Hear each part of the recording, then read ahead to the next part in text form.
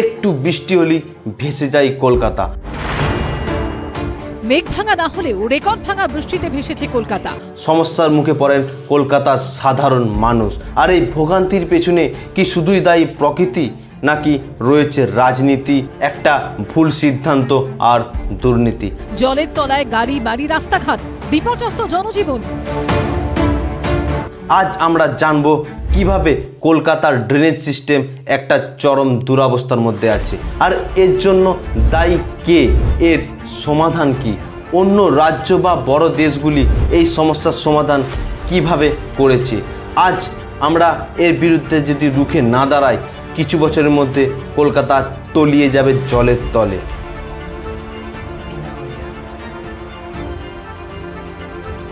কুড়ি বছরে কত পার্টি এলো আর কত পার্টি গেল, বড়লোক আরও বড়লোক হলো আর গরিব আরও গরিব হলো, আর সেই দুর্নীতিগ্রস্ত নেতারা আজও রয়ে গেল, বদলালো শুধু তাদের দল। কিন্তু কলকাতার সেই আরবান প্ল্যানিং, গভর্নমেন্টের অপদার্থতা আর সাধারণ মানুষের ভোগান্তি আজও রয়ে গেছে। সেই 100 বছর আগে যেমন ছিল আজও সেই রকমই রয়ে গেল। প্রতি বছর প্রতিবার এই একই অবস্থা, যেমন এখনটা হয়েছে। একটু বৃষ্টিতেই রাস্তা, ঘর, বাড়ি, কলোনি, মল সমস্ত কিছু ডুবে যায়, যার ফলস্বরূপ বাস, ট্রাম, ট্রেন, মেট্রো এবং সরকারি দপ্তর সহ স্কুল কলেজ সমস্ত বন্ধ থাকে। কিন্তু যারা কর্পোরেট জব করে, যারা প্রাইভেট কোম্পানিতে জব করে, তাদের অবস্থাটা একবার ভাবুন। এই জমা জলকে পার করে অফিস যেতেই হবে, না হলে বাঁচার জো নেই। কিন্তু মজার কথাটা হচ্ছে কি জানো, অন্য কোনো বিকশিত দেশে যদি এই রকম হতো, তাহলে সেখানকার মানুষ প্রতিবাদে আন্দোলনে রাস্তায় নামতো, তারা সরকারের 12টা বাজিয়ে দিত। কিন্তু আমাদের দেশের, আমাদের রাজ্যের মানুষগুলোকে দেখুন, তারা এই জোলা জমে রিলস বানাচ্ছে, তারা ভিডিও বানাচ্ছে, তারা মিমস বানাচ্ছে, তারা সাঁতার কাটছে, তারা নৌকো চালাচ্ছে। কিন্তু কেউই এই সমস্যার ব্যাপারে কথা বলতে রাজি নন। রাজ্য সরকারকে চোখে চোখ রেখে প্রশ্ন করতে রাজি নন। কারণ হচ্ছে মাসের শেষে ভাতারা তো ঠিকঠাক টাইমে পেয়ে যাচ্ছে, ব্যাস। খুশি তো? এবার প্রশ্নটা হচ্ছে, এই যে জমা জলের জন্য কি আপনি সবসময় জিওগ্রাফিক্যাল ক্লাইমেট চেঞ্জকে দোষী করবেন, নাকি সরকারের দুর্নীতিগ্রস্ত টাকাগুলি দিয়ে সেই সিস্টেমটাকে চেঞ্জ করবেন? নমস্কার, আমি নয়ন, স্বাগতম জানাই আমার চ্যানেল বাস্তবতা বড় কঠিনে, যেখানে বাস্তবে ঘটে যাওয়া ঘটনাগুলিকে সহজ সরল ভাষায় আপনাদের সামনে উপস্থাপনা করি। চলুন শুরু করি আজকের প্রথম পর্ব। Kolkata, the city of joy. একটা সময় ছিল যখন কলকাতা পুরো দুনিয়াকে টক্কর দিত। বাঙালি যেটা আজ ভাবতো সেটাই ছিল ভারতের ভবিষ্যৎ। কিন্তু সেই কলকাতা ধীরে ধীরে জলের তলায় তলিয়ে যাচ্ছে। ভারতের প্রথম মেট্রো এবং রেল এই কলকাতাতেই শুরু হয়েছিল, এবং তখনকার দিনে সবচেয়ে আধুনিক শহর ছিল কলকাতা। তাই তো ব্রিটিশরা ভারতের রাজধানী হিসাবে কলকাতাকে স্বীকৃতি দিয়েছিলেন। কিন্তু গত কয়েক দশকে এই শহরের ড্রেনেজ সিস্টেম পুরো ভেঙে পড়েছে। কলকাতার অনেক খাল ও নালা সেই ব্রিটিশ আমলে তৈরি হয়েছিল। সেই খাল ও নালার হাল এখন বেহাল। সেগুলোকে না ঠিকঠাক করেছে সংরক্ষণ, না পরিষ্কার, তাই সেগুলি আস্তে আস্তে ব্লক হয়ে গেছে। আদিকে দিদি বলছে, না আমাদের রাজ্যে তো সব কিছু ঠিক আছে, অন্য রাজ্যের জল মানে উত্তরাখণ্ড, বিহারের জল আমাদের রাজ্যে এসে প্লাবন সৃষ্টি করছে, মানে ছুঁচাবার চালুনির বিচার করছে। বুঝতে পারছেন তো? নিজের রাজ্যের ড্রেন সিস্টেমকে ঠিক না করে আমাদের পাবলিকের মন ডাইভার্ট করার জন্য অন্য রাজ্যের উপর দোষারোপ করছেন। কলকাতায় আমাদের জল জমা আমরা অনেক কমিয়ে দিয়েছি, কিন্তু এবারে আমাদের সামলাতে হচ্ছে বিহারের জল, ইউপির জল, উত্তরাখণ্ডের জল, মানে প্লাবন। ওদিকে ডিবিসি, ওদিকে ফরাক্কা, ওদিকে পাঞ্চেত, ওদিকে মৌরাক্ষী, এগুলো একটাও আমাদের আন্ডারে নয়, এবং এর ড্রেজিংয়ের টাকা আমাদের কাছে 1 পয়সাও দেওয়া হয়নি। কলকাতা শহরের আশেপাশে যে হারে তৈরি হচ্ছে ফ্ল্যাট, ঘরবাড়ি, যার ফলে বাড়ছে লোকজন ও তাদের আবর্জনা।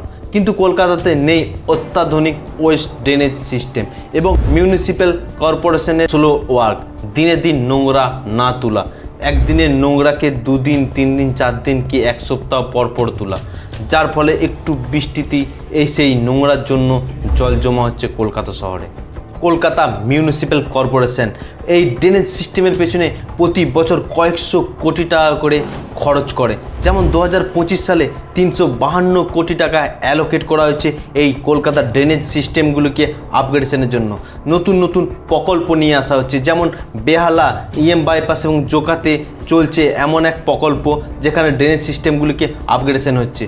কিন্তু সমস্যা একটাই, নতুন নতুন প্রকল্প ঘোষণা তো হচ্ছে কিন্তু সেগুলো বাস্তবায়ন হচ্ছে না, আর যদি বা বাস্তবায়ন হয় সেগুলি খুব সময় সাপেক্ষ ব্যাপার। কলকাতার প্রবল বৃষ্টির ফলে ডুবে গেছে রাস্তাঘাট, ঘরবাড়ি, ট্রেন লাইন, ট্রাম লাইন এবং বিমানবন্দর, এমনকি হাসপাতালেও এমার্জেন্সিতে জল ঢুকে গেছে। ক্যান্সেল হয়েছে একাধিক ট্রেন এবং বিমানবন্দর, এবং বৈদ্যুতিক তার খুলে প্রায় 11 জনের মৃত্যু ঘটেছে। এবার প্রশ্নটা হচ্ছে, ওই 11 জনের যে মৃত্যু ঘটলো এর দায় কে নেবে? বিজেপির একাংশ বলছে নগর রাজনীতির দুর্নীতিতে তারা টাকাগুলি সঠিক জায়গায় কাজে না লাগিয়ে নিজেদের পকেটে পড়ছে, আর তৃণমূল বলছে যে অন্য বছরের তুলনায় এবছর একটু বেশি বৃষ্টি হয়েছে, তার ফলে এই সমস্যা। বলছি, মানুষকে আর কত বোকা বানাবেন? আর মানুষও সত্যি বটে, যে দল দুর্নীতি করছে তাকেই বারবার ভোট দিয়ে জেতাচ্ছে। নচিকেতা একটা কথা বলে গেছিলেন, মনে আছে? মানুষ সালা মাথা মোটা। আমাদের মানুষ সত্যিই মাথা মোটা। সরকারের কাজের নেই কোনো স্বচ্ছতা। কোন এলাকার কোন প্রকল্পে কত টাকা খরচা হবে, কোন ঠিকাদার সেই কাজটি নিয়েছে, তার গুণমান কি, এবং কাজটি কবে শুরু হবে এবং কবে শেষ হবে সেই সম্বন্ধে জনসাধারণের কাছে কোনো তথ্যই থাকে না। এবং যেসব ঠিকাদার এই কাজগুলি নেয় তারা একজন শাসক দলের নেতা, অথবা যেই নেতা সেই ঠিকাদার, যার ফলস্বরূপ নিম্নমানের একদম লো কোয়ালিটির ম্যাটেরিয়াল দিয়ে তৈরি করে এবং সেগুলোকে বিল করে অনেক টাকার। মাননীয় মুখ্যমন্ত্রী এবছর প্রতিটি ক্লাবকে দুর্গাপুজো উপলক্ষে 1,10,000 টাকা করে বরাদ্দ করেছে। 90, 95, 1, ওকে 1,10,000। কিন্তু একটু বৃষ্টিতেই যদি রাস্তায় জল জমে যায় তাহলে মানুষ প্যান্ডেল ও দুর্গাপুজো দেখতে যাবে কিভাবে? এবং অনেক অনেক জায়গায় তো প্যান্ডেলকেও এই জলে ভাসিয়ে নিয়ে চলে গেছে এই খারাপ ড্রেনেজ সিস্টেমের জন্য। এই দুরবস্থা শুধু আমাদের পশ্চিমবঙ্গেই নয়, বরং দেশেও একই অবস্থা। মুম্বাই, রাজস্থান, মধ্যপ্রদেশ সবই জায়গায় এই রাজনৈতিক দুর্নীতি ও প্রতিহিংসা। চলুন আমরা সমস্যাটা তো এবার দেখে নিলাম, এবারে তার সমাধান কি কিছু আছে? আর যদি আছে সেটা কি, সেটাই জানবো নেক্সট অধ্যায়ে। প্রথম পদক্ষেপ, পুরো শহরটাকে কংক্রিটে ঢেকে দেবেন না, মাটিও রাখবেন, কারণ মাটি সহজেই জলটা চুষে এবং সেটি ভূগর্ভস্থলে পাঠিয়ে দিতে পারে। যেমন নেদারল্যান্ড সমুদ্র লেন থেকে 6.5 ফিট উপরে অবস্থান করে, তাই সেখানে বন্যাতে জল জমে যায়। তাই এই জলকে রুখতে তারা একটা ইঞ্জিনিয়ারিং করে এবং সেখানে একটা বহুত বড় সলিউশন তারা তৈরি করে। সেই সলিউশনের নাম দ্য রুম ফর রিভার, মানে যেসব নদী খাল বিলগুলি আছে সেগুলিকে আয়তনে একটু বড় রাখে, যার ফলে যখন বন্যার জল অতিরিক্ত হয়ে যায় সেইটি সহজেই সেখান থেকে পাস হতে পারে। কিন্তু আমাদের রাজ্য বা আমাদের দেশে কি চলছে? সমস্ত খাল বিল পুকুরকে বুঝিয়ে ফেলে সেখানে ঘরবাড়ি তৈরি করা হচ্ছে, সেখানে ইন্ডাস্ট্রিয়াল এরিয়া তৈরি করা হচ্ছে, অথবা সেখানে প্লাস্টিক সহ আবর্জনা ফেলিয়ে সেই জায়গাগুলিকে বুঝিয়ে দেওয়া হচ্ছে। তাহলে বন্যার সময় অতিরিক্ত জল পাস হবে কি করে? ডেনমার্ক, টোকিও সহ একাধিক জায়গায় সেখানে মাটির তলে জলকে স্টোর করার জন্য বড় বড় গুদাম তৈরি করা হয়েছে, সুড়ঙ্গর মতন, যেখানে অতিরিক্ত জল স্টোর হয়ে যায় এবং সেটিকে আস্তে আস্তে নদীতে পরে পরে ছেড়ে দেয়। স্মার্ট সেন্সার ও আইওটি ভিত্তিক ওয়াটার লিকেজ ডিটেকশন লাগাতে হবে সেই নালাগুলিতে, জানতে হবে কোথা থেকে ওয়াটার লিক হচ্ছে কিনা, এবং রিয়েল টাইম মনিটর করতে হবে কোথাও কোনো নালা ব্লক হচ্ছে কিনা বা সেই নালাটি ব্লক হয়ে যাওয়ার প্রবণতা আছে কিনা, এবং সেই নালাগুলিকে সবসময় পরিষ্কার পরিচ্ছন্ন রাখতে হবে এবং কর্পোরেশনকে প্রতিদিনের নোংরা তুলতে হবে প্রতিদিনের দিনে। প্লাস্টিক ব্যবহারে সীমাবদ্ধ করতে হবে, মানুষকে এডুকেশন দিতে হবে যাতে নোংরা এদিক ওদিক না ফেলে, ডাস্টবিনটে যেন নোংরাগুলি ফেলে। সবচেয়ে বড় কথা, দুর্নীতি ও কারাপশনকে ঠিক করতে হবে। কোথায় কোন প্রকল্প শুরু হচ্ছে, সেই পারপাসে কত খরচা, কত দিনে শুরু হবে, কত দিনে শেষ হবে, এই সমস্ত তথ্য যেন সাধারণ মানুষ পায় এবং সেই কাজ চলাকালে যাতে সরকারি কর্মচারীরা সেটাকে দেখতে যায়, তার সাথে লোকাল সংগঠনগুলিকেও দায়িত্ব দিতে হবে তাদেরও দেখার জন্য। তাতে ঠিকাদার কোনো নিম্নমানের জিনিসপত্র ইউজ করতে পারবে না, মানে লো কোয়ালিটির জিনিস ইউজ করতে পারবে না, সেগুলোর দিকে নজর রাখতে হবে। একটি সরকারি ওয়েবসাইট খুলতে হবে যেটি 24x7 সার্ভিস দিবে, কারণ মানুষ যদি কোনো নালা দেখে যে সেটা বন্ধ হয়ে গেছে, সে ছবি তুলে মানুষ সেখানে পোস্ট করতে পারবে এবং পোস্ট করার 24 আওয়ার্সের মধ্যে সেই প্রবলেমটি যাতে সলভ হয়ে যায় এই দিকে নজর রাখতে হবে। আপনি কি চান আপনার এলাকায় কি পরিবর্তন হওয়া উচিত? তাহলে সেটি কমেন্টে জানান।